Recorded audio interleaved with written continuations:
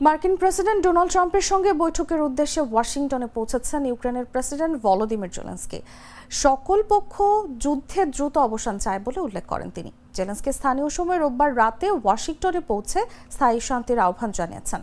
সামাজিক মাধ্যমে পোস্ট করা এক বিবৃতিতে দ্রুত এবং নির্ভরযোগ্য এই যুদ্ধ শেষ করার দৃঢ় ইচ্ছা পোষণ করেন। তিনি সোমবার ইউরোপীয় নেতাদের একটি দলসহ ডোনাল্ড ট্রাম্পের সঙ্গে দেখা করবেন বলে জানিয়েছেন। এর আগে জেলেনস্কি বলেন, রাশিয়া যুদ্ধবিরতিতে রাজি না হওয়ায় যুদ্ধ বন্ধের প্রচেষ্টা আরও জটিল হয়ে উঠেছে। ধারণা করা হচ্ছে যে জেলেনস্কির যুক্তরাষ্ট্র সফরে শান্তি চুক্তিতে রাজি হওয়ার আহ্বান জানাবেন মার্কিন প্রেসিডেন্ট ডোনাল্ড ট্রাম্প। গ্লিটারের টুইন লেমন ও অ্যান্টিব্যাকটেরিয়াল ফর্মুলা বাসনকে চকচকে জীবাণুমুক্ত করে আমাদের দেয় গ্লিটার গ্যারান্টি।